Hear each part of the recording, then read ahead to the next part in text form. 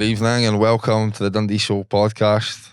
Once upon a time in an unknown location. In the Fat Boy Studios, I'm joined tonight with I'll call him my co-host, Chris Holmes. And we're a special guest tonight, Johnny fucking Proctor. How's it going anyway? Everything good? Everybody? I'm good. I'm just busy writing away as usual, trying to pretend the pandemic's no gone on. How's the reception for the new book going just now? It's gone all right. I mean, you had the initial burst, which all the people that was waiting on it. But then you've also got the added, you kind of needed to read the trilogy. It's a standalone book, but you're definitely going to get more out of it if you first three books. So I think because of that, you're going to have people, that looks decent, but I'll need to finish Naughty first and so on. So it's funny. I'm reading the first book, and the only introduction you got to his dad is you obviously know there. Ezekiel lives with his auntie and uncle. Aye. And I was just that he was showing up in flash cars and all this sort of stuff. Yeah, and it kind of took to 96 before people started to get a wee idea about like how shady this guy is. What's his story? Never mind the sort of the story that I'm reading. So by the second book, people's like, you want to know more about him? I'm like, well, at some point. Well, that's what you build it, is it? Build the intrigue and stuff. You know, it's like you create a wee world that, 90 starts off with just a teenager that's going to the football, going to Tannadice away games, causing trouble.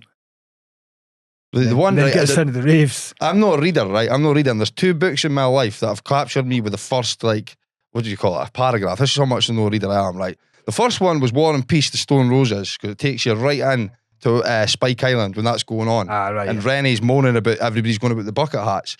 And the other one's 90, because the first paragraph is about going home and trying to explain to your mum and dad about how much he spent on a CP coat.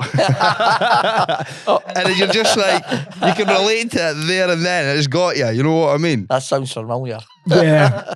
And that's the thing. I mean, it's quite an old book now. I'm going to have to go back and read them. I've never read them. You should have done this before we got down here. I made the effort. But I definitely will. So see, when you started writing them, did you always plan to do a trilogy? I did. That.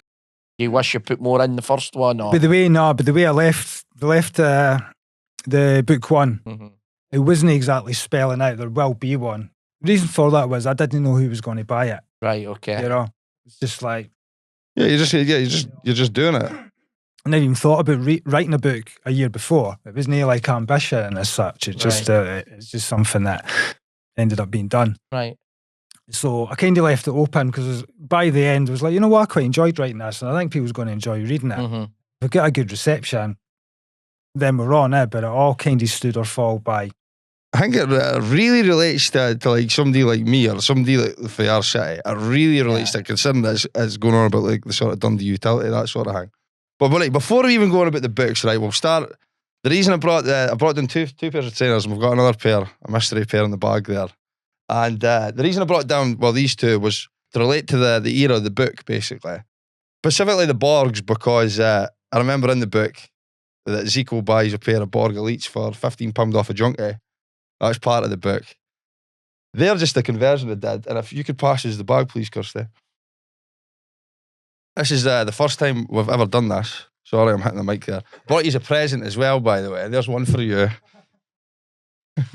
And there's one for you. Who put that at the bottom? Was that not meant to be the fun? That's that one's signed by Jockey Scott, the legend. And we've got the 600s as well. These are Johnny's 600s, and these have been resold for the man himself. There you go, mate. Whoa. Nobody said anything about porn tonight. You go and dish this out. Sorry about that noise there. So yeah, that's for three trainers that are on the table. Three sort of iconic ones, as well you will. Notice how I just went. He's got to look at these. He's not seen these since they were resold. What year are these from? 2006. Johnny brought them in. I thought they looked not too bad. The suede was a bit hard, and the sole was totally gone. Was it? The tread? Sorry, the tread was totally gone. Totally worn. Yeah, I managed to come across a 2000. and 12 sole that was basically mint, and it was size 9. So I messaged you, did I? And says, like, we're going to do this. Well, I was coming up to his one day with the Grand Prix. Yeah. And I just so happened to have posted a picture on Instagram. You may maybe even have it in your house yourself. It was a limited edition League Champions Evening Telegraph, and Jim McLean signed it. I think it was like, you got 100 of them or something. Was it another Sporting Post? Sporting Post. I've got it. I've got it in the house. Of course you do. I kiss it every night before I go to bed. So, if any, I'm a realist. So I put this picture alongside a pair of 600s, or one of them beside the frame, saying, there you go, 2 things in your life you're never going to see again. Us win the league. Actually, yeah. At 600s. Yeah. And Chris was like, bring them with you, bring them with you. So, beautiful, mate. Yeah, there was no plan to it. It just sort of happened, did it? I had a bit of a nightmare getting it together. Because the sole was slightly different for the build-up. If you look right at the toe bit right at the front, they were a lot bigger than the actual ones that came off it, and it was just a bit narrower with the sole. But apart from that, I find they're quite nice. But one of the better looking pairs. But see, when you think about it, he looks happy anyway. So that's a good sign. It's like he's holding his first child. You can wear them. You can wear them again. We've never done this on camera you either. know what? Now I've got 3 kids. But what was your favourite? Well, I've got a daughter. She's the favourite. Al Pacino, the signed Scarface picture. That's my other child. But now I've got 3. No, I do realise for the past 2-3 minutes, all you've got is me with a fucking gormless face just going. That's what we were hoping for. Thank you very much, mate. I'm stunned. They are absolutely. But well, you get them on Saturday night. You've got to think, they must be one of the most. Right, okay, right. See, like, they're so, Kirsty, how much has been coming to I can't even count how many pairs came through the doors recently, but they're incredibly rare. Yeah, but that's what I'm saying. Anybody that's into trainers, I don't know anybody that wouldn't want a pair of 600s. Casually iconic. Yeah. Casually iconic. And the annoying thing is, the annoying thing is, you could pick up other colours of them, but you can't. And you can pick up other colours, but everybody always wants OGs. Yeah, you always want OGs. And is it not true? Somebody told me, a guy in Australia, that they threw away the mould. The tooling. There's so many stories. Yeah, in this day and age, surely to God they could make a new one. Oh, come on. All they've got to get is an old pair like that and make a mould out of them. I'm sure we'll see. I'm sure Jason could. If Jason could do stuff like that, I'm sure he could make a mould. Yeah, this is on the set tonight, actually. I always forget. What Jordan is it? Sevens. Jordan Sevens. Put in a epoxy resin, is that right? What's the Borg mean to use two? Because you two are a lot older than me. A lot older. 90s for me. It's a timeless trainer. It doesn't matter how old we get. It's always going to be. It's weird though, because it's a label that it's been there, it's gone, it's came back again. As I say, for the last 2 years, I've bought maybe 200 pairs of Adidas, and I've only bought the only other type of trainer I've bought. I've been Diadora. I've maybe bought 3 or 4 pairs of them. One of they do mixed reaction, right? But I will say this: one of the Grail shoes that I want to get that isn't an Adidas shoe is the purple tape rake one Diadora. I love that shoe. Right. I think it's class. But I like the Transformers release they done as well a couple of years ago. The craftsmanship was there for the brand of the trainers. So do you remember the about 88, 89, the Diadora Sebco, the yellow and grey ones? Aye. Now that's and you didn't hear them get mentioned. No, I've got the blue and I've got the navy with the yellow, but I'm wanting the OG colours, the grey with the yellow. I've put the signature on once for Brian Dawson. But they're rumoured to be coming out next year. Are they? The OG colour Sebco, the grey with the yellow, because I emailed Diadora and they did say that there was plans, because they launched the navy with the yellow. Yeah, do you know a pair? I've got a pair of them, yeah. And I'd asked, are you bringing out the OG ones? A pair of 600s, Chris? No, I didn't. It's one train that you don't have, is it? Well, last week I had them on for the last podcast. I had my I've never worn them in about a year. They look split now, to be fair, do they? Yeah. Do you think that's what they done? They basically tried to make them look as much like the The 600s is a good I dash. think they use that colourway, definitely. Yeah. That shoe was a Sydney, I think. Right. I think I'm not wrong in saying that was called the Sydney. It was some Australian. My only definitely. issue with Ashford's is they're so small made. I never liked that. I'm a small 8. I'm a 7.5 or an 8, and mine's are an 8, and my toes right up to the top on them. Well, I get away with 8.5 in my toes. Yeah. So you're right. They're definitely small made, them ones. But no, comes down to that's like Bayern Munich. And that's like, what did we say the other day? Fiat. Oh, yeah. Next to a Bentley. Fiat next to a Bentley, yeah. So- It is like that, is it? So would that be your most precious trainer you've got? Now, 100%. Aye. Yeah. Is that one of your grails? Yeah. Yeah, aye. 450s is my ultimate. 450s for a lot of people is, though. Let's be honest there. I had a pair. This was back in the days before I treated my trainers like they were made of glass. Yeah, aye. So what? You've got a pair of trainers. I'm going to kick that freaking Fitball that comes my way. Who cares? But Aye. That's the attitude of a lot of boys. it's the fact that I did have a pair, but you know what? I enjoyed them. I sampled the joy of a pair of 450s. While we're on that topic, because this is a good part of like his book that I've captured. So we'll just jump on this stuff about books just now and rubber the trainers. Because in your book, you capture this telling the story of like trying to get this clobber and like when is 90 obviously. Aye. What the one thing that it was like the clobber that was mentioned and it was still relatable today, if you know what I mean. And you were still like, I know you need to read the book, but it's a captured sort of, it's a really hard thing to describe, but he described it really, really well, if you know what I mean. At the end of the day, I lived that life. Yeah. Still live that life, I suppose. So is the story, do you think was the story taken for like sort of maybe your experiences of going to United games and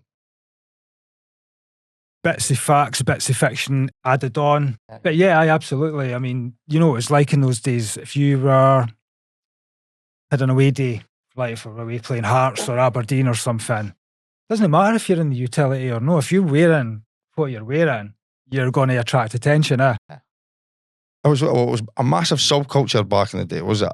Yeah. You know, before the internet, before all this, you know what I mean? Boys got together and you just went to the football on a Saturday. So there was like, I always get told, I wasn't there. So I always get told it was like squads of maybe 150 boys. Aberdeen were taking maybe up to 500 at some point. And you knew by the clothes, because nobody else is wearing the clothes. So. But it just shows you how iconic it was. It just shows you how iconic. We're still dressing like that now. Oh, it has its place in like obviously they're going on about like Perry boys, they're going about, like skinheads, that sort of thing. It has its place in that fashion culture. Yeah. But to explain it to somebody and like somebody who's interested in it and like hearing it for like first hand, you know what I mean? It's really interesting way to capture it. Like where I was, this is a good bit I can't like reference to it because I never went to an acid house party ever. But like when you were explaining the first time that Zico goes to the acid house party, sort of reminder is of when you're going to the field, like the first time you were going to Tina Park. Aye. You know what I mean? You're not that far away, mate. Yeah. And to be fair, your approach to tea in the park, like mine's gone to a field in Ayrshire, no much different. Maybe these guys didn't have the security with Rottweilers. Well, the dogs, when they were sniffer dogs, that was about it, you know what I mean? You know, like I think the dogs were a bit multi-purpose, like if the police was coming later on. Well, you know, that's one of the Burns bits says release the hounds, Yeah, keep the police aye, out, basically. Aye, I was like, reading it, it was really interesting for me because it's a thing that I never experienced, you know what I mean? But you could take your own sort of relation to it, just like I said with Tina Park and that. Aye. Like acid house is a big movement. Yeah. Big movement. I don't know like a massive amount about it, but I know like all the ravers progressed on to like the freedom of party. And that was one of the points in 90. It was the two subcultures sprung up when we were growing up, but most subcultures die away again. But these two haven't evolved into other things, but yeah. I mean, when we look at it in 2 days, tonight it starts all the way to Sunday. That's Creamfields now. Yeah. So many kids are coming at the shop getting their trainers cleaned for Creamfields. So many. Which is mental. Because they're going to come back Barcat. Yeah. You're going to be cleaning them again in a couple of weeks. It must be their first time going to Creamfields. I would imagine. Honestly, if you got a weekend at Creamfields where it's been sunny, go and put a lottery on or something like that, but it is nice. If it was me, I'd be wearing shoe covers. You need welly covers, man. Do you ever go to Tina Park? Never. Never. I'm not into Yeah. mud. Oh mate, I was there that year. The rain was really bad and everything. You were like going through like knee level. No. I was steaming on like Chris, wine that's and actually stuff. giving me palpitations. You saying that? Me, if I got my trainers dirty, I'd freak out. I had wellies on. I wasn't that bothered, man. You just got to make sensible choices there. One of my mates, he got into a fight in Amsterdam, Liam Gallagher concert, because somebody stepped on his trainers, and I'm like, but you're going to a gig. Yeah, you can't do Come that on, man. gig. Johnny, I've been there. I've been there, and believe it or not, it was a pair of Diodora Borg Elites. Yeah, do you know what the blue shoe covers that gig? No. I bought. See if I was going to something like that, leathers all day long, something It's you got could to be, clean. it's got to You be, know yeah. you're getting involved. Do you know what I It's mean? got to be. You want to get involved. Aye.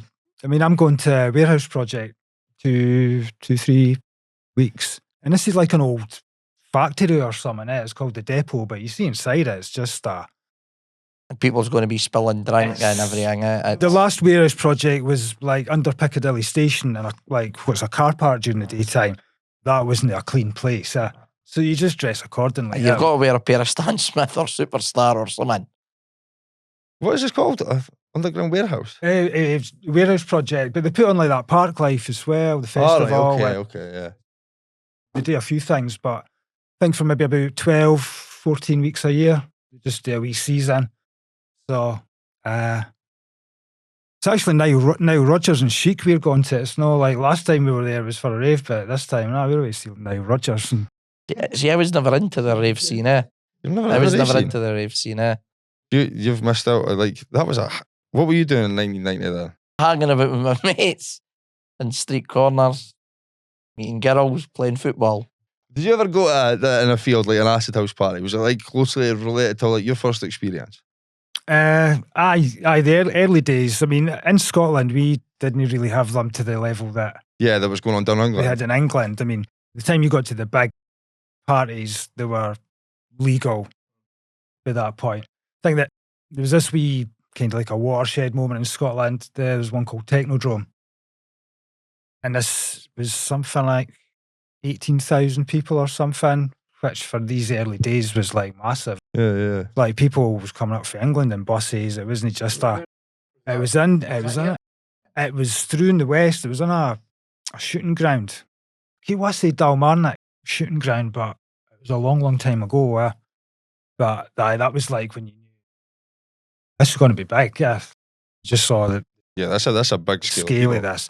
It's like Anthony. You mentioned them in the book with the bouncer as well. Aye, actually. aye. I thought that was quite clever. I gave them a wee name check because I wrote for them before I done novels. I could tell you about them. That was the experience. I've heard them very mental. Some boys like absolute gold.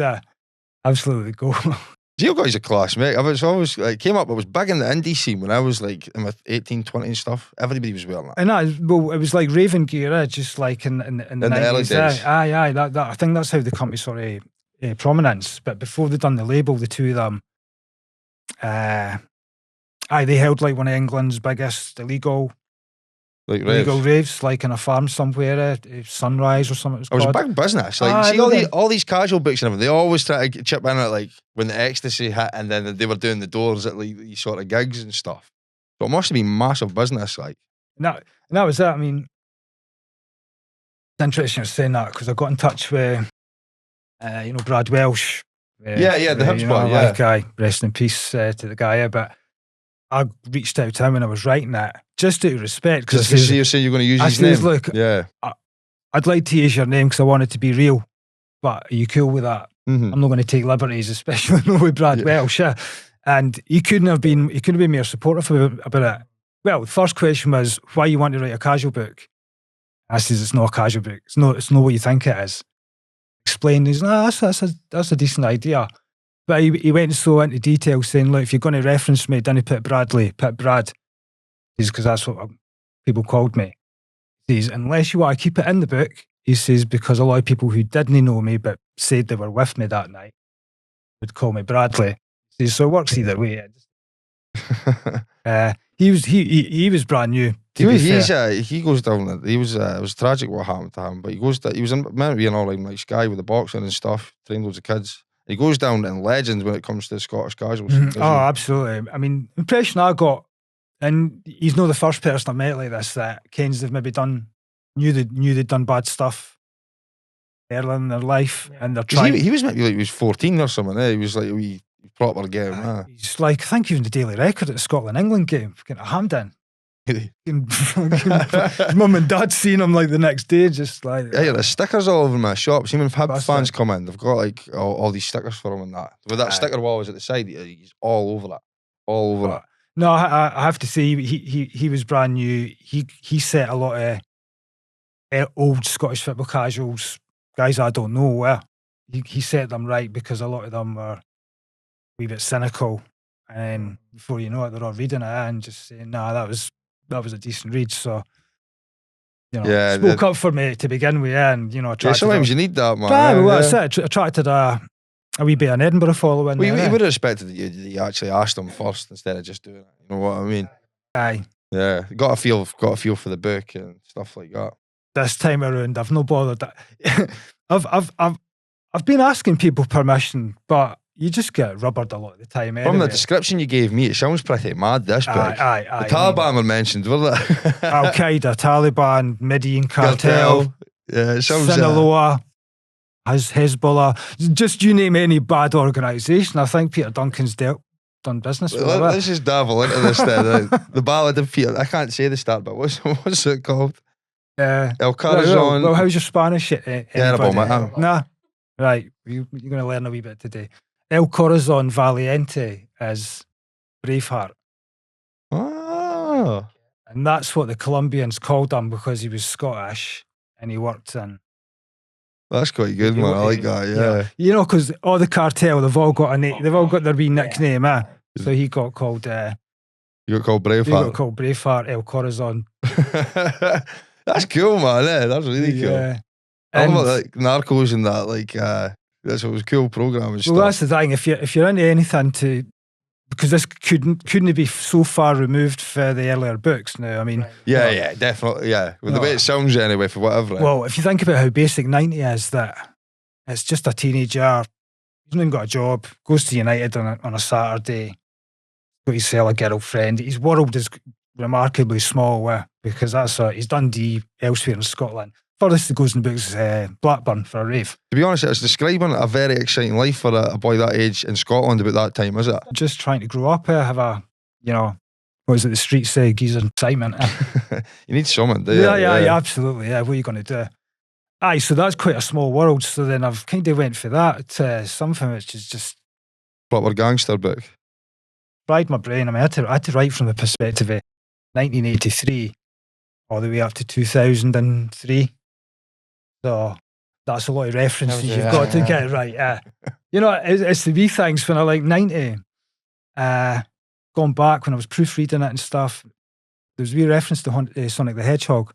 I'm like, wee nagging down, go back and check. And it was like, nah, Sonic didn't come out to 92. You need to get that shit right. Yeah. But you probably overthink that because you're doing it yourself, right? I know what you mean, because like you're trying to like stop it from happening before it happens, sort of thing. It's just, it's like you got to be a like cynical bastard to go back and say, right, wait a minute, when was Sonic made? Let me just put the bit in just now. But I had one guy. This was early doors, criticising it because it was a reference about like I think Zico. I can't. What it was maybe to do with the junkie. He says he felt like he'd won the lottery. This guy's like, lottery didn't exist in 1990. Yeah, you get it. You get it. It's just I was like, but I says, Camelot didn't exist. Yeah, but the word lottery existed. The concept of lottery was, I'd watched Ozzy or Wiedersehen Pet win the Spanish lottery when I was a kid, so... I love Wiedersehen Pet, what a program. My dad brought me up on that, Oz and that, and man. Moxie. Yeah, it was brilliant. I've not seen it. The last episode that I ever remember seeing of that was when his son was gay or something, and the boy was giving him a hard time, and Oz headed them. Oh no, the son headed them.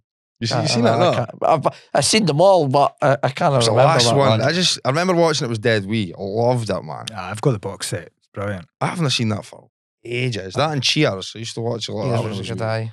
No, Wiedersehen Pet. That's got to be up there. Aye. That gets mentioned in 90 actually, does it? I'm sure it does. Yes, I think it probably does. There's loads of wee references there. It's the type of thing that obviously you're a bit younger, but if you lived in those days. I think Stars in Their Eyes, that came out that summer. So Zico's got a wee reference to his uncle and auntie watching. And Zico being a bit head blown because he doesn't know the concept of the show. He just sees this ordinary person. I'm going to play such and such. I'm going to sing such and such. Next minute, smoking, and they just come out and he's like, what the fuck's going on? But just wee things that was going on at the time. But as far as I can, I never got any reference wrong. How long did it take you to write 90 compared to how long it took you to write this? Like, obviously, because... You know what? 90 took me way more than that. Did it? Aye. But to be fair, it was like... This was your first sort of... First book. Didn't really know what... I'll be honest, I was just winging it because I got asked if I would like to write a book. I don't know what to write a book. Well, what were you doing at the time when this was all going on? Sorry, we'll take you right back there. Where were you doing? And then how did this all start? I ended up...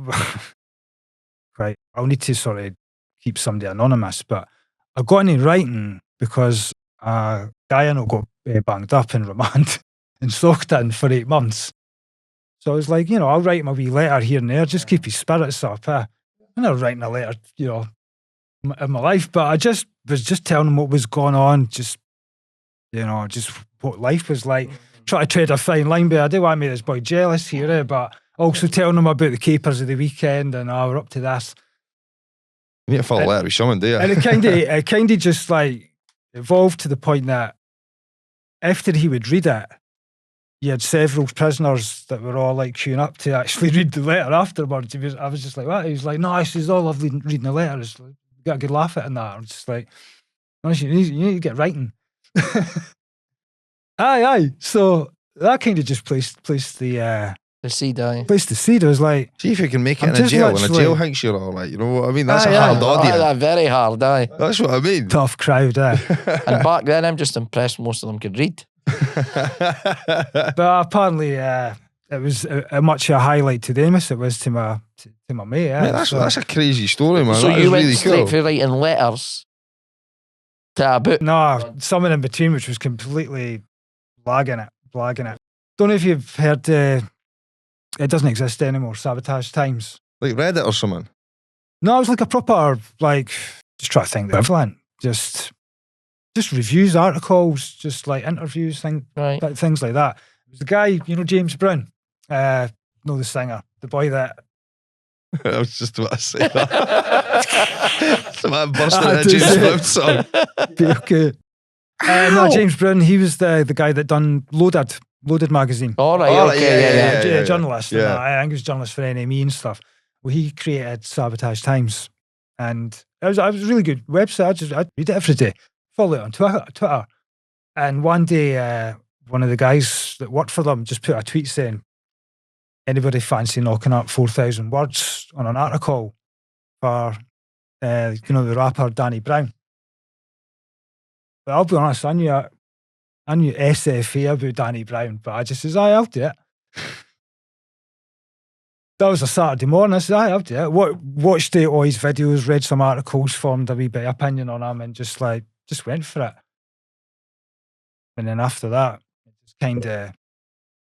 So people like the way you describe things and just like the way...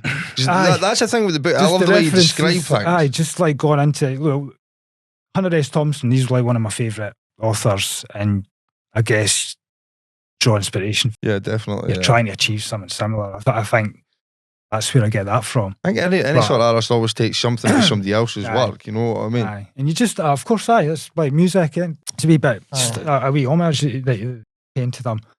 But no, that went a bit stale. The website ended up going offline and that.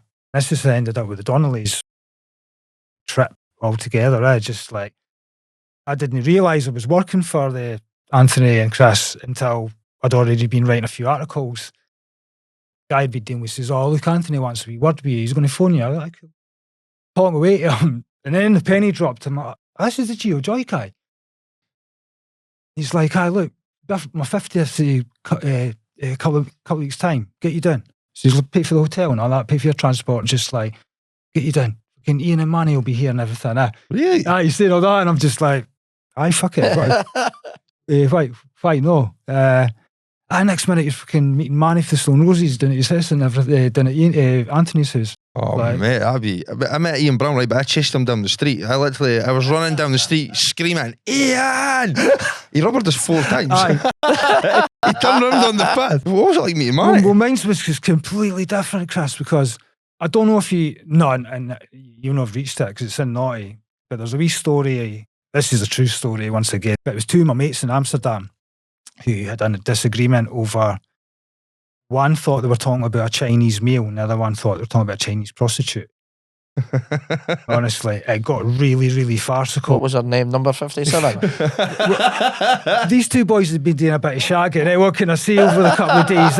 We'd been doing our own thing, like, coffee shops and that, but they were like, right, see, is it?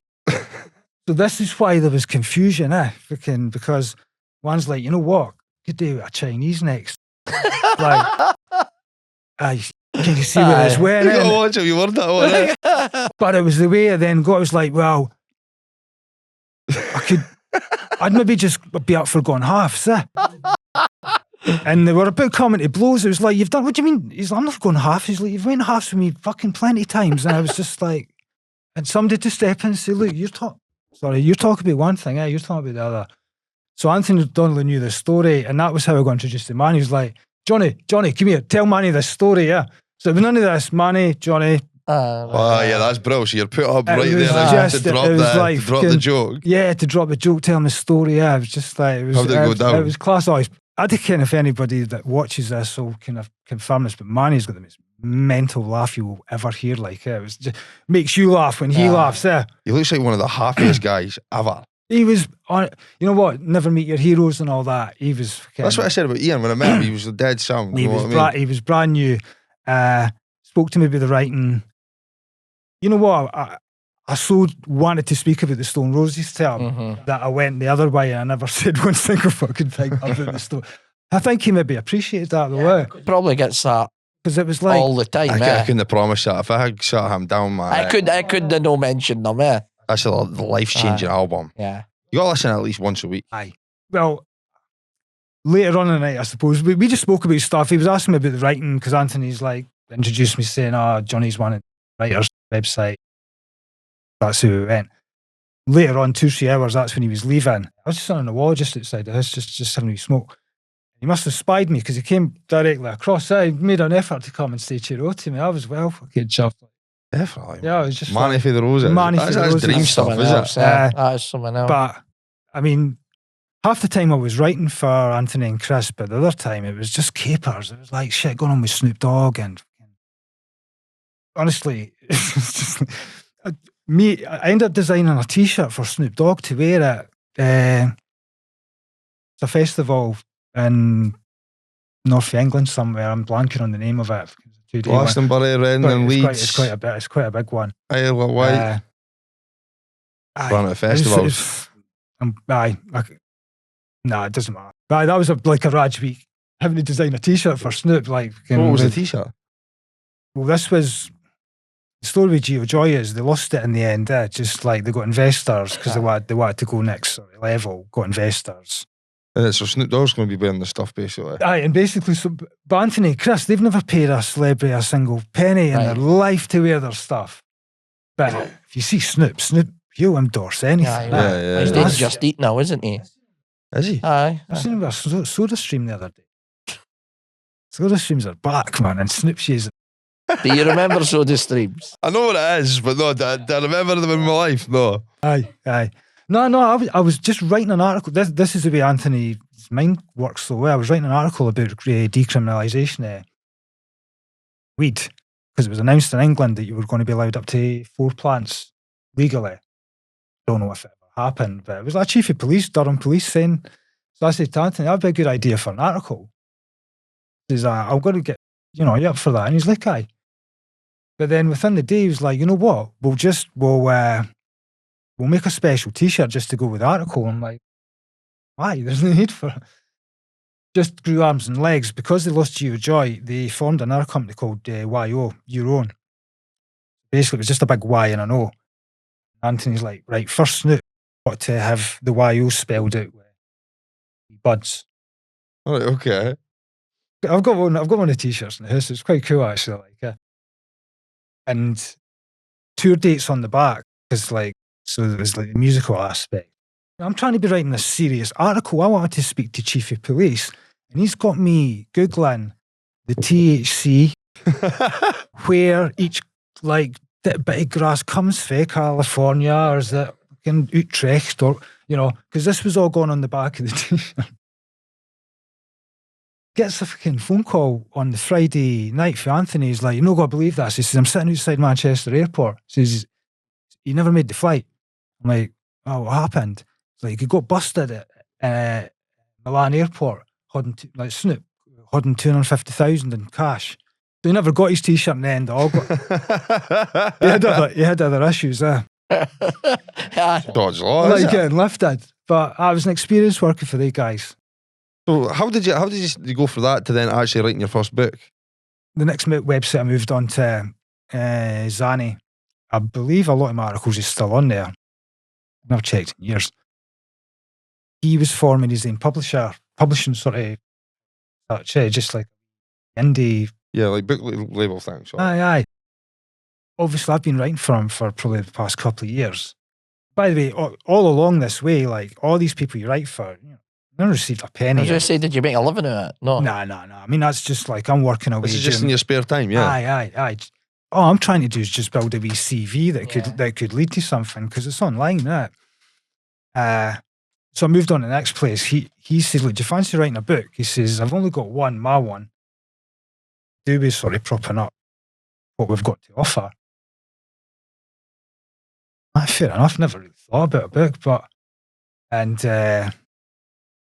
off we went. I had to think about what to do. So did you have let's say a clipboard and you ideas or anything? No. Did you just think and put it onto paper? Aye. Because it was everybody, they say everybody's got a book that they would like to write, but because I never ever wanted to write a book. But I had a wee weird one. I watched Quadrophenia around about that time. Great film. Amazing film. And I took, obviously I never wrote about mods or that, but I took Jimmy's story. I said, he is completely absorbed. He loves that lifestyle of being a mod.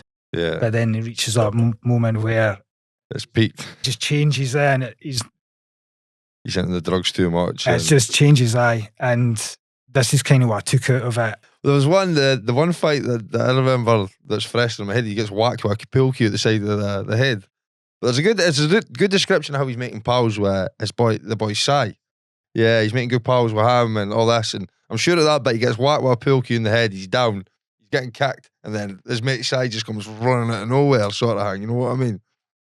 If you've got a mate like that, you can sort of relate to that. So how long did it take you to write that book? 90 took me the longest, I'd say. Is that because you were nitpicking it, or was just the story took so long to get out of you? Or? Since what I've learned, I do a completely different process. I fire through it. I wrote each chapter like knowing too far what was coming next. It was almost like a... You were just doing it as you went. Aye. How I felt, where it's now. The one like that, you had however many 30 chapters. I've got each one planned it in my mind, so I know start to finish. But you get tweaks along the way, of course. But when you've got a plan, and when you've got a plan like that, just there's no stopping and getting writer's blocks saying, "Oh, what can I do now with that?" So, question: if they ever made a film in '90, who plays Zico? The problem is, if somebody takes that film, they'll move it out with Dundee, Aye. It'll be some Manchester boy or something like that. Well, but then I suppose it could be any city in the... It could be. The story could be tweaked. But there's no another team like United to follow. There's definitely no another team like United, yeah, we'll say that. Well, that's the thing, because it's effectively a 10-year story. Yeah. Okay, so if it's a 10-year story, who would he be at the end? I've always said Martin Compston would be a decent wee I like him as a Scottish actor. He's quality, it's like somebody like that. You could see. Mm-hmm. I remember him in Sweet 16 when that first came out. He was brilliant in that. Yeah, even the fact that they made that film sort of thing. You know what I mean? He was really good in that. Because it's like he dropped out to Morton, didn't he? Yeah, something like that. Him and his mate Pinbat. Just always remember that saying, "Give me my fucking gear." Well, let's start a GoFundMe page to get these films made. I'll be when there's another big casual buzz. You know what I mean? I remember the casual buzz in like the early 90s when there was Football Factory, Green Street. A few weeks ago, I was watching The Business. Oh, I love brilliant. that It's film. 15 brilliant minutes film. in, paused it onto eBay, bought myself a pair of Tashini shorts. Mate, I swear to God, I have been doing the tennis look all summer. I think I've got like 8 trenches now. He's basically turned into John McEnroe. Not that bad, but same hairdo, man. That was his. I was getting called Dennis the Menace today. But yeah, no, I went right into the tennis look. And you know what? I think I was watching like The Business and the Furman stuff. Just the clothes. A lot of people, What, even the today, original film or the remake No, of the no, film? the remake. The remake. The amount of people that I've seen now that have got the certificates from the 80s casual thing because they handed the clothes for the film. Yeah, that's I right. got yeah. shown one today. It was a Pringle. Like, obviously, I had the certificate. Ah, so they got... Yeah, they got like all the stuff that they had. I think it was sent in basically. Another boy that I know, Greg Scobie, he comes in the shop. He had, I think it was a Tarinda tracksuit that was used. So I'm guessing it was used by Bex on the film. I don't know which one. But he got a thank you letter plus a certificate, all that sort of thing. I loved the remake because of the clothes. Yeah, the clothes made it for me. See the trim tabs and everything, that just made it for me. Like, Because I know it's a cult film, but the original for me was just... I think it was a BBC I can't remember, series but or something. but even watching it was like what you would expect the BBC to make if they were making a casuals film. Yeah. At the Because it time, was yeah. just like, just made no sense. So when Nick Love remade it, and that guy's Yeah, on closed it, up. I was watching the making of it, and one of the scenes, the big scene when when they're at Portsmouth. Portsmouth. Aye. Best company, a Bennett and Rugby shirt. That And brings it all and back. there's a mob on both sides. Right as they're all going at it, Nick Love just spies something and he's just like, stop. He spies that somebody's wearing a pair of Forest Hills. Didn't he suit that year? Maybe no Forest Hills, but it's a pair of Adidas, and he's like, they wouldn't have been They on wouldn't have been somebody's there. feet. Aye. That's how fucking on it he is. It'd be a cool, you know what? Like, I've watched a lot of casual films. Yeah. A lot of casual films. And if it was made into a movie, it would actually be a really good aspect of it because it's not somebody like trying to tell their story No. and claim it. You know what I mean? It would just be like, if everything that's been done that's sort of fiction. ID was pretty cool. ID was it's a an good older film. one. Aye. Obviously didn't capture the clothes sort of side Yeah. of it. But Green Street and that stuff was a disaster, I thought. You know Green what I Street, mean? is Like, that the too one much when he was fiction. having hallucinations and everything, or is that No, Football Green Street's Factory? the one with that guy. Yeah, the one that all Oh the girls yeah, aye, fancy. the guy, the Hobbit was in it. Yeah, Aye. yeah, you know what I mean? Ethan, whatever. That bit of that film, you know what? The higher fight in Manchester, and they're going down the stairs, and the Stone Roses start playing, and that what's his name? Elijah Wood. Elijah Wood, that's It's the just, one. his voice comes over. We could have died that day in Manchester, and you're like, nah, this isn't the fucking film I want to be watching. You know what I mean? Thing is, I think Elijah Wood was probably made the problem because Big time, yeah. he was a big actor because he'd done Lord of the Rings, Yeah. but you can't really go for being like fucking a hobbit Frodo Baggins. and then sticking on a bit of Stone Island and Yeah, thinking that it's no. going to fly. Yeah, because, Singing that forever flowing bubbles and everything. it was Aye. I like Leo Gregory in it, like when he goes over to the... Yeah, he's actually really good in Yeah, that. he's a good actually, actor at the end of the He had day. your- he had your book the other day. Did you posted that? Aye, my Mure House, aye. He is actually one of the good things about that film. He actually looks the real part in it. You know what I mean? And he's authentic, in terms of... he played the part great in that film. yeah, like He the really first did, thing in the movie, he's on the table with the Yeah, berries. yeah, he and did. mental and He everything, did. He yeah. played that well. I've noticed a few films he gets to play the shit house, the bad Yeah, guy, aye. and like that Wild Bill. That's a good film. I think I've seen Aye, that. I'd watched that. It's Well, just I've seen him one in just someone else. I Wild, think it was in Wild like Bill. I don't think I've seen Talking it. Casual film or someone else. That I've seen. Aye. But but I'm not having Frodo Baggins. It's What one would you rather get made in a book? Your new one about the dad or one about Zico? Obviously, it's like two different sort of things, is it? that would be the one that would be more likely to be like Hollywood shit. Yeah, global. That would be global. Aye. Get to go on set and tour the world and all this Aye, stuff. because of all that, and Yeah. aye.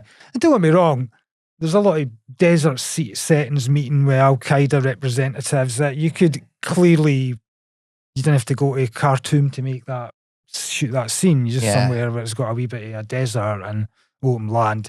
You've not seen that guy who's trying to be the first football casual over in the States? Yeah. You've seen him before? Aye, Oh aye, my aye. God. Yeah. Yeah, the man, I don't know what he's called, but he's an absolute He's gimp, got man. a cooking show. That screams casual to me. See what a TV series is another sort. That the series is where it is now. Oh yeah, well look at the stars that the American film stars that are now doing TV series now. Yeah, like that's maybe an idea because TV series is where it's at just now. Mm-hmm. Like big time. Aye, there's a total. I think. I mean, I even watched that Italian Ultras or whatever. that was good. Different language. That was good. It was alright. I liked that. That's what I mean. Boys will just watch anything that's associated with it. You know what I mean? I've not watched that. I seen a guy in a denim. Oh, the denim waistcoat. Yeah. I'm picky that way. I seen that and I was like, right, okay. Yeah, it doesn't look too I'm legit. so glad I never wore my denim waistcoat right now. That blows my mind though because look at all the amazing gear that comes with it. I know they could have had it. Hands down the best. Yeah. Well, was that not the whole Pananaro scene started?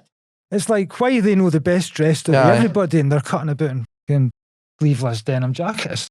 Well, again, I would say you're obviously getting more and more creative nowadays as well because this is what, your fifth book? This is your fifth book. You got the trilogy that's going on. You had Mure House as well, which is about Edinburgh. Yeah. It doesn't even feel that came out so long ago and then now this is out as well. So obviously all these ideas, you know what I mean, you're getting pen to paper, you're getting out there. And it's been the pandemic, it's got to be said. I mean, if we hadn't been going through what I would have maybe managed one book. Because Naughty was just finished right as we were getting locked down. Really? So it was good to go. You've done 2 books in that time frame? I've written 2 books and... Have you got plans for next? I'm currently 25 chapters in. My next... Is it a follow-on from what you've done, or is it standalone? Aye. I've got plans in terms of what's going to come next and what's going to come after that. Right. It was a trilogy, but the plan was always to come back with one where Zico book, like when they're older. Because obviously he's like your first romance, really, is it? You know what I mean? Definitely. You said to me that's the book that's still thingies up every month. It's still growing and growing and growing. But after, like a lot of people reading this now, makes me a wee bit sad because they're like, that's my favourite character now. It's not Zico. Really?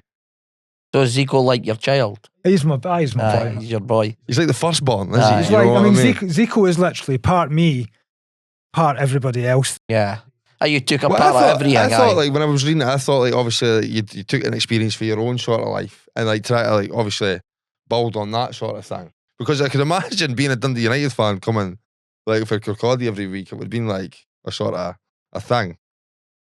Aye, it's, and you get a lot of people when they read it just saying, I think it's Tayport, Newport Alan.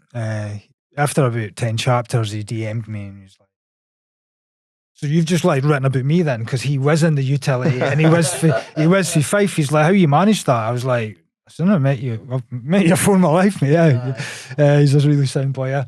But a lot of people's had the experiences there, and that's why they can just relate. Because I was always quite. I heard about your book from down England. All right, aye. That's where I heard about it from. I think it was maybe Orson Burton, maybe the first time. Orson was like, he was back in the day, like he was one of the, as soon as I moved on to Instagram, he was really good. Because I only created my Instagram once I had the book, so yeah. I never had you got to get yourself out there after that. Any interest in Instagram. But Bobby Mark sent us loads of your stuff as well, like loads of stickers and that.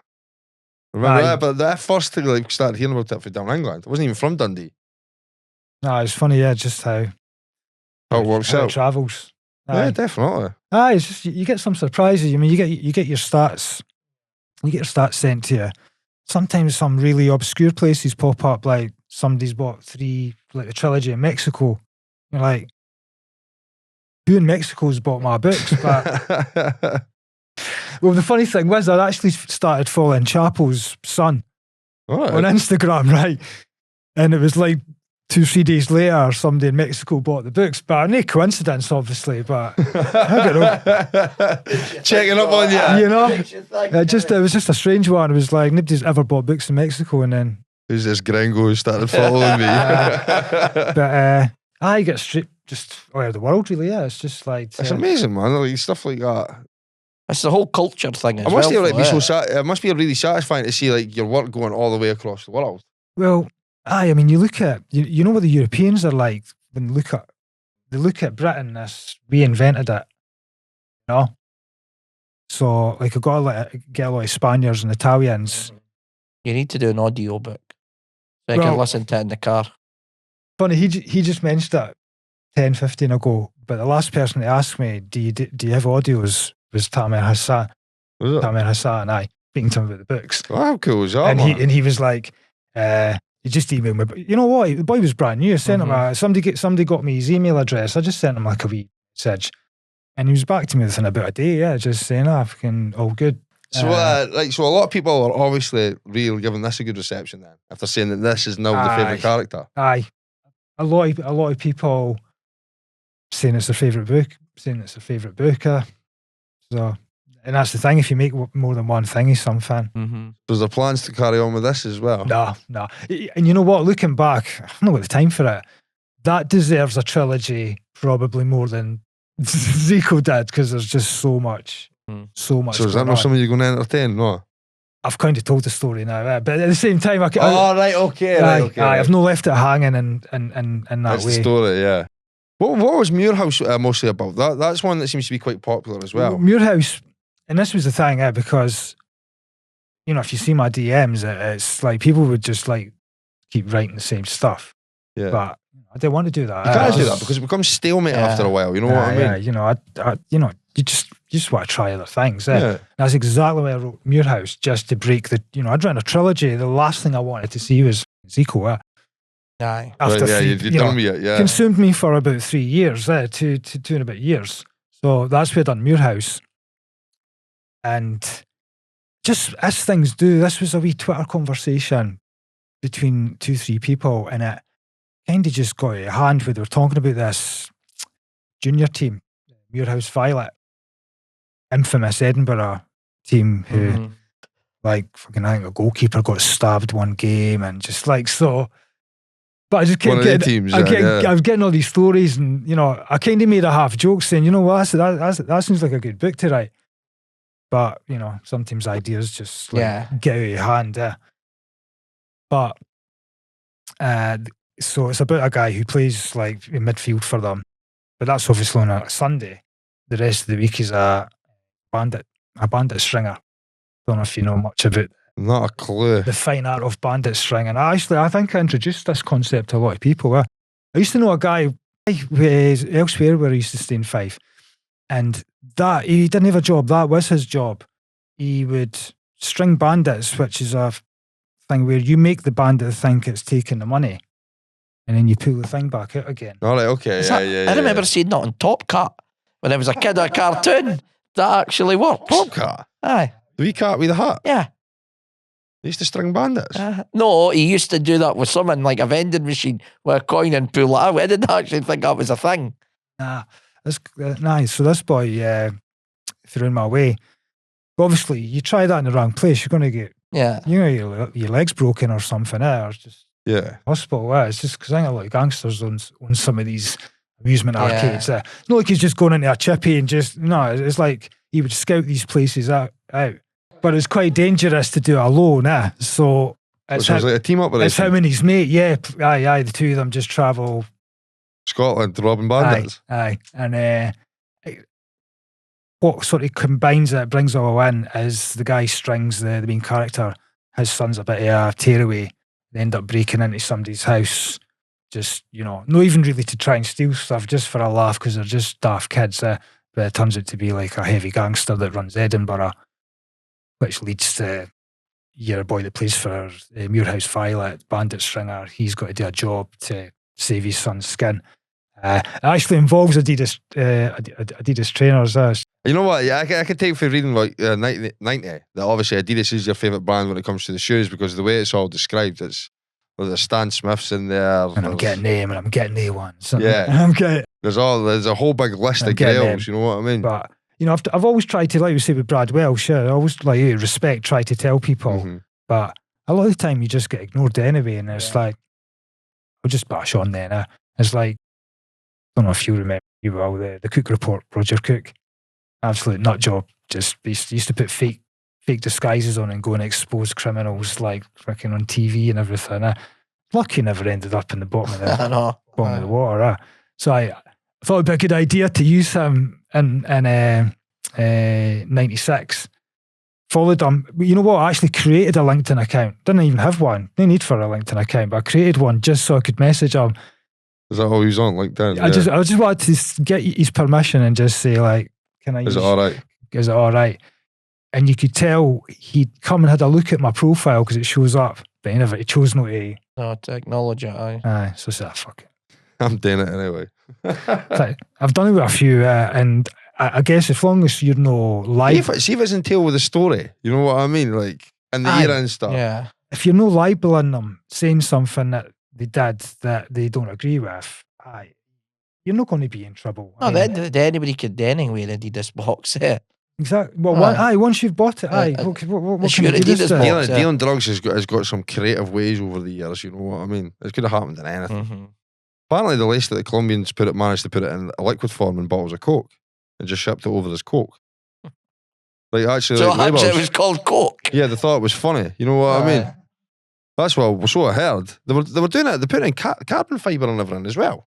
How do you get cocaine and carbon fibre? What film was that they brought out? It's been out a few years now, and it was like they made dolls out of it. Then they dissolved that traffic. That's the one.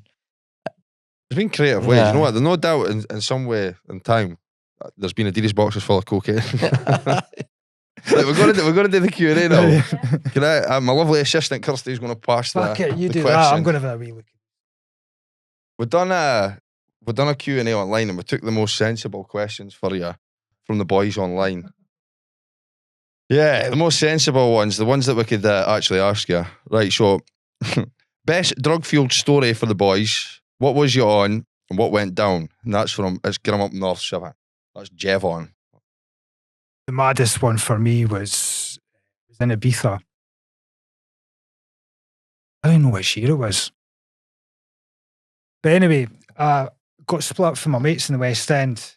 We're all going to Amnesia. We're all going to Amnesia that night. I think it was Carol Cox. It was all planned anyway, yeah. But we're in the West End for a few drinks before we left because we're only going to go for hours and hours. And I got speaking to somebody. And in the end, I actually lost my mate. Yeah, this is before you had phones and everything. You lost your mates. Yeah. Aye, it's like I've just got to try and search. I had like an old school retro Inter Milan top. I've got no affinity towards Inter Milan. I just thought it would be a cool top for my holidays. Yeah, I've always liked it. It was like, it was all the wee retro stuff on the go. I went in a pub, there's a crowd of Italians, and basically spies the top end. The boy's like, wait, just want to have a conversation. I'm like, I can't speak Italian, mate. But we have this conversation between us, which involves just saying names of football players. Really basic stuff. But across this, and by this time, time had worn on, and I was just like, right, I'll just meet them up there. That's all. Know where we're going. So they were like, right, we're going, we'll get you a lift. I was like, oh, good. Apart from the fact that... Didn't they speak English? Well, no, there was none of that, and I got put in the boot. And gagged. And part of me's like,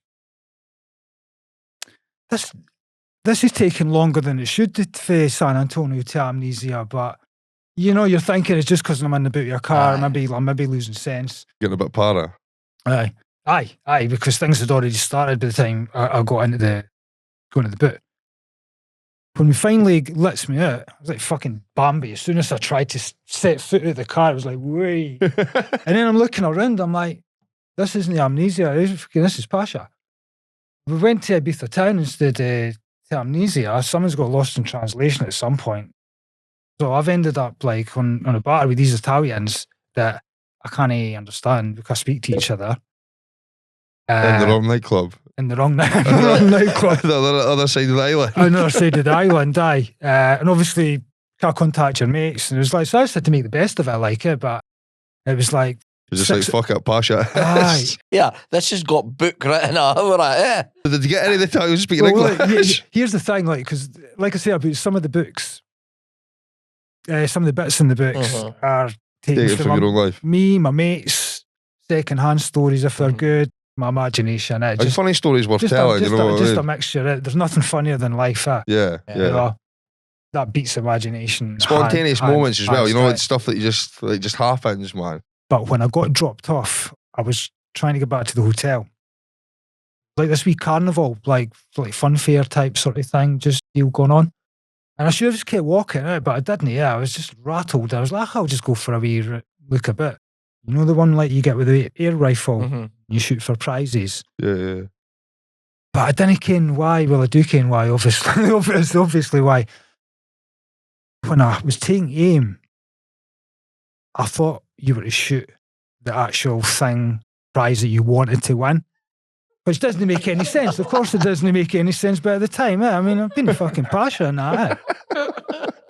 So there's like obviously a target underneath it, but no, I was like Barcelona play. It was pretty cool. We cousin was Barcelona. Like, what fucking thing you could ever aim for it? So I've shattered. I've taken a shot. They've went mental. Just like grabbing the gun off me, and I'm just like, what's the score of?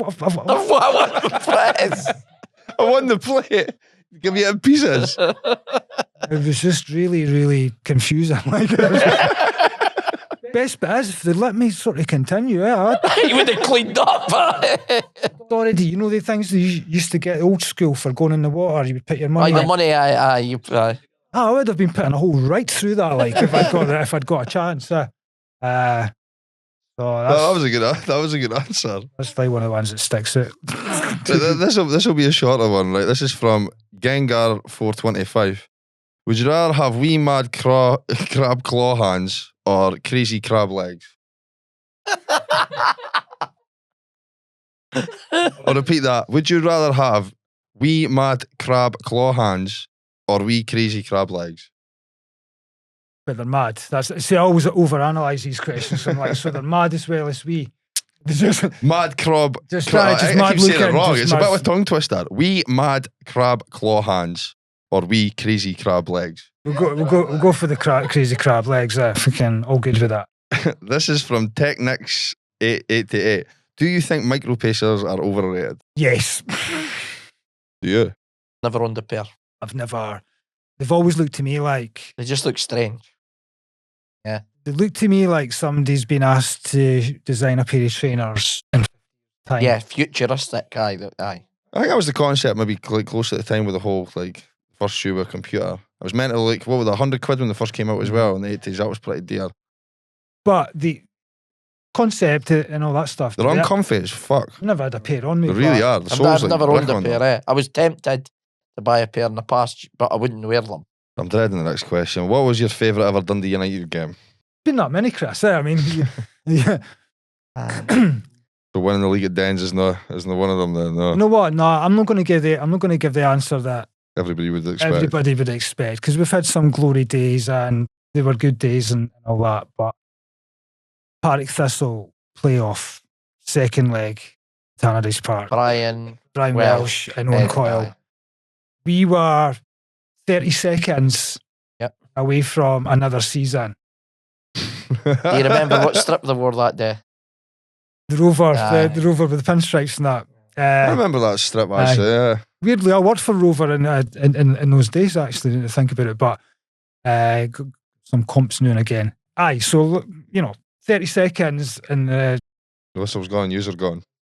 we drew 1-1 in the first leg. We're getting beat 1-0 at Tannadice. Dodgy penalty, I think. So the relief, obviously scoring, and then we won in extra time. Aye, it's my most memorable one. And someone came up because we played St Johnstone at the weekend. We escaped relegation against. All my good memories of the days with fucking escaped relegation. I've seen them win cups and stuff. 2010 was brilliant because I got to take my daughter. She was like, she was cup like final, yeah. Ross County. It's one of those ones. You're playing Ross County. It's not going to be any tension. I dressed up like an Arab. Okay, this one's from the Prawn Sandwich Brigade. Which English team do you support? It's not really support, but I've got a wee thing for Newcastle. I used to think I supported Newcastle till Dundee United played Newcastle, and then I realised but I like to see them do well. This goes back to Gaza and Beardsley. They were an exciting team, And then obviously Keegan's side. When I first started remember seeing Newcastle, it was Tio Espria. Aye, Espria, once again, aye. you know, there's He been got a hat trick against Barca, Aye. if I remember. Where did he come from? Parma. Yeah, some Italian team, Yeah, I it was think. Parma. I like to see Newcastle do well, but I didn't shout about it that much. Yeah, that's just It's a just Yeah. a wee soft spot, put it that way. sweet. And the last question from Jack the Bully. What is your favourite book? My favourite book, Fear and Loathing in Las Vegas, is the book. You seen the film or that? I've seen the Aye. film, yeah. And- I've never aye. read the books. The book is pretty much what you see. The on film's film. mad. Aye, and that's it. It's like to read a story about. There was a guy on acid like Everything. most every day. Or He had something. he had a suitcase full of. I don't know how he was one of the most respected journalists you could get because he had a suitcase full of. I think that's the quote in the book. It's something like when you get yourself in the middle of a serious drug collection, the tendency is to just push it as far as you can, because he's like, going to Vegas, we've got this, we had that, we had half a kilo of that. He just keeps going. It's uppers, downers, drugs that nobody's even heard of, you know. Ether and stuff. Just nothing. Well, that's all the questions. We're done, and well, they're basically coming to an end. So, Johnny, I want to say a big thank you for coming down, mate. It's been a pleasure. I think I've learnt a lot about literature, if anything. Well, Chris, thank you for coming down. Kirsty and Jason, thank you for being here. This has been the Dundee Sole Podcast. It's been a pleasure. Thank you. Good night.